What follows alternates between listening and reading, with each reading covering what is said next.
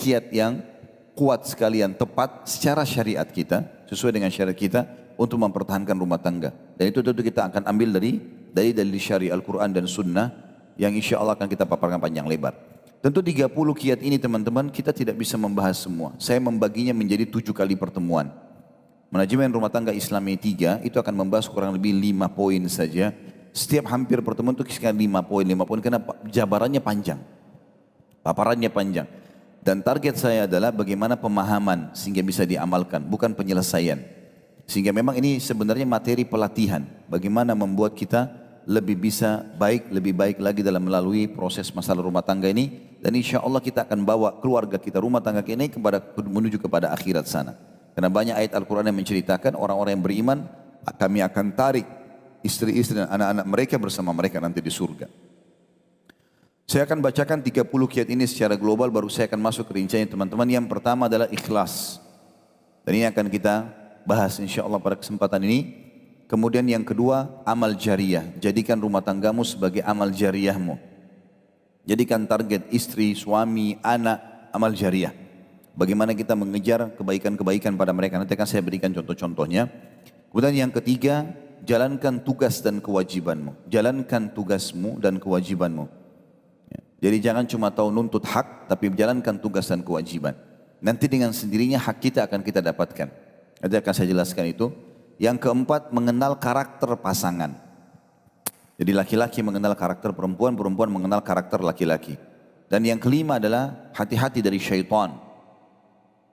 Ya, ini akan kita rincikan insya Allah pada pertemuan sekarang kurang lebih 5 poin ini nanti ya. Atau mungkin 4 atau 5 poin salah satunya karena ini cukup panjang bahasannya. Kemudian yang keenam, saling memaafkan dan lapang dada.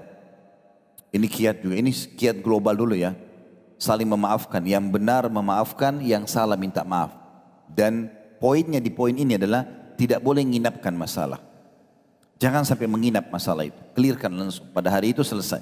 Yang benar minta maaf, yang salah memaafkan. Dan jangan ditutup dengan perceraian.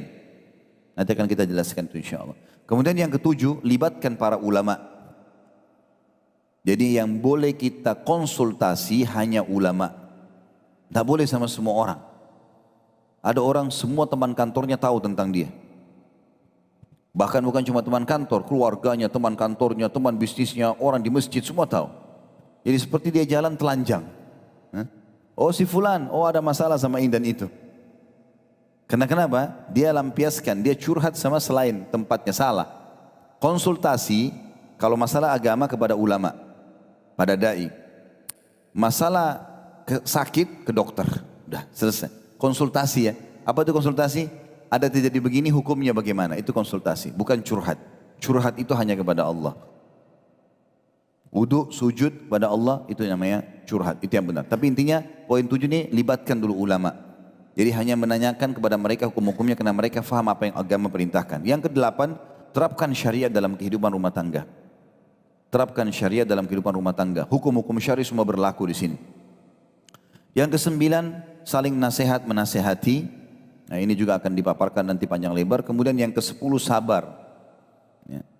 Dalam menghadapi banyak macam cobaan. Karena tidak ada yang tidak ada cobaannya. Gak ada. Biar antum nikah sama hafidh Quran dan hafidh Quran ada masalahnya. Ya. Itu nanti akan kita jelaskan insya Allah. Kemudian yang ke-11 kontrol cemburu. Ini banyak sekali menjadi penyebab terjadinya rusaknya rumah tangga, kontrol cemburu. Cemburu hanya boleh kalau terjadi pelanggaran agama saja. Gak boleh cemburu sama mertua, cemburu sama ipar, cemburu sama anak, salah ini. Ya. Ada orang begitu pulang ke rumah, anak-anaknya dekat sama dia. Istrinya bilang, oh kalau anak-anak ada waktu. Loh terus ini anaknya siapa? Gitu. Karena juga suami ada begitu, cemburu sama anaknya. Oh kalau anak-anak ada waktu, kapan waktu buat saya? Loh ini anaknya siapa ini? Salah cemburunya. Nanti akan kita menjelaskan masalah itu insya Allah. Yang ke-12 jujur. Transparansi dalam rumah tangga. Yang ke-13 tolong menolong dalam hal yang baik. Ta'awun terhadap bir dan taqwa. Dalam surah Al-Ma'idah ayat 2 ya. Saling bantu-membantulah dalam kebaikan. Yang ke-14 redam emosimu. Nanti akan kita jelaskan panjang lebar tentang masalah emosi dalil-dalil syar'i, efek-efeknya apa gitu kan, secara medis, secara agama. Kemudian yang ke-15 menghargai keputusan suami. Ini tugas istri di sini. Poin ke-15 ini itu khusus ditekankan pada suami, pada istri. Apapun keputusan biarkan suami. Kalau diminta saran terima, berikan. Misalnya bagaimana pendapat kamu berikan. Tapi keputusan kasih suami. Tapi terserah siapa. Terserah siapalah dipanggil suaminya. Ya, terserah saja. Keputusan di tanganmu. Berikan dia, terus sokong dia untuk berikan keputusan. Yang ke-16 terbalik untuk istri. Menghargai pengorbanan istri. Jadi agak beda ya. Kalau suami di sini menghargai keputusan suami, jadi apapun keputusan di tangan suami nantinya. Dan yang ke-16 buat istri, suami harus menghargai pengorbanan istri. Walaupun lebih sedikit, lebih sederhana, nggak seperti istri temannya, tetap aja dihargai sama dia. Yang ke-17, cintailah pasanganmu. Nanti akan kita jelaskan di sini poin-poinnya banyak sekali. Di antaranya semua kata-kata cinta, sayang, rindu, apa ini, lampiaskan sampai habis sama istri dan suami. Supaya tidak ada lagi tempatnya untuk orang lain. Ya, jadi sudah pokoknya mau WA, mau SMS, mau telepon selalu royal dengan pujian ini. Sayang cinta ini selalu. Ya. Bahkan dalam Islam boleh kita memuji pasangan kita walaupun tidak benar kalau pujian. Saya belum pernah ketemu perempuan secantik kau. Padahal banyak. Istrinya bilang, wah kau suami paling gagah di dunia. Padahal Allahu a'lam ini. Tapi dalam pujian, bukan yang lain, ya. Dalam pujian saja. Istri masak asin, enak enggak? Enak, padahal asinnya luar biasa. Itu nanti dibahas. Yang ke-18, kontrol pergaulanmu. Ini juga banyak masalah dalam rumah tangga ini. Karena teman-teman orang ketiga dimasukkan dalam rumah tangganya. Ya, nasihatin istrinya, nasihatin suaminya, jadi panjang. Atau dia contohin orang-orang lain, hati-hati. Kita ya kita, enggak boleh kita tarik rumah tangga orang. Ya. Makanya banyak orang nonton, baca, ini sekarang ada Instagram, ada Facebook tentang rumah tangganya orang lain. Oh dibelikan tas ini sama suaminya, oh istrinya begini dan begitu. Belum tentu kita bisa sama seperti itu. Tidak boleh maksakan. Keadaan kita ya keadaan kita. Nanti ada bahasan masalah kontrol pergaulan dan bagaimana syariat mengajarkan itu. Yang ke-19, kontrol pengeluaranmu. Atau yang kita paparkan, ada perbedaan antara kebutuhan dengan ya, keinginan. Yang kita lakukan selalu memenuhi kebutuhan kita, bukan keinginan. Kalau keinginan nggak akan selesai-selesai. Ya. Ini akan kita bahas juga insya Allah. Yang ke-20, atur dengan rapi waktu ibadahmu dan rangkul pasanganmu bersamamu.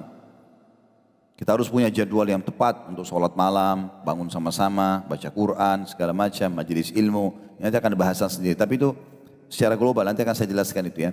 Kemudian yang ke-21, sibukkan waktu lowongmu untuk ibadah. Ini mirip dengan tadi, tapi ini yang kiat 20 mengatur waktu untuk ibadah bersama pasangan. Yang ke-21, sibukkan waktu lowong untuk ibadah. Karena biasanya orang terjerumus dalam kemaksiatan justru karena di waktu-waktu lowong. Ya. Kalau kita lagi santai, lagi relax di hotel, maka sudah kita sibuk dengan maksiat biasanya. Sibuk dengan remote TV, nonton dari ini ke ini, dari ini ke ini, jadi dosa. Gitu kan. Orang kalau punya kesibukan, dia tidak akan tersibukkan dengan kemaksiatan. Ya.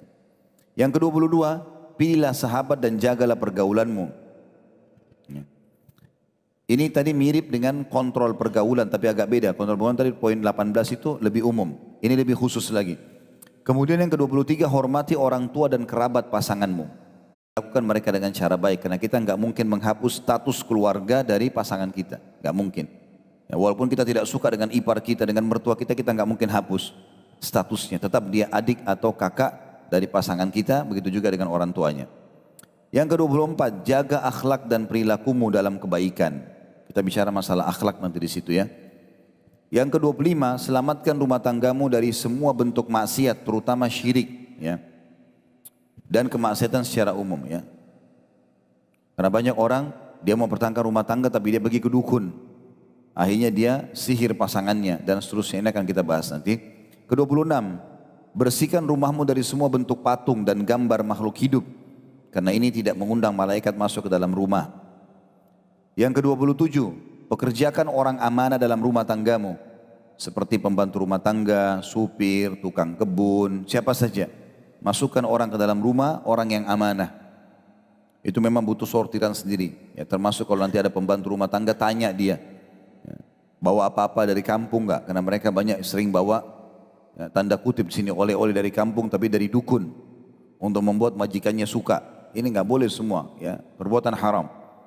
Kemudian yang ke-28, atur bangunan rumah agar islami. Itu termasuk juga penting ya. Seperti peletakan kamar mandi, ranjang tidur, juga hiasan-hiasan rumah, semuanya islami. Tidak boleh ada yang berhubungan dengan masalah hal-hal yang diharamkan. Yang ke-29, hidupkan rumahmu dengan Al-Quran dan majlis ilmu. Jadi itu yang selalu kita sodorkan dalam rumah. Baru yang terakhir ke-30, poligami. Setelah semua ini, baru itu puncaknya. Ada banyak orang baru kemarin belajar poligami. Ya. Anak SD baru masuk kelas 1 SD sudah mau bicara materi kuliah. Nyambung nggak kira-kira? Nggak bakal nyambung. Kalau anak SD kita paksakan pergi ke kampus, mungkin setir motor pun dia belum bisa, ya, kacau semuanya. Gitu ya.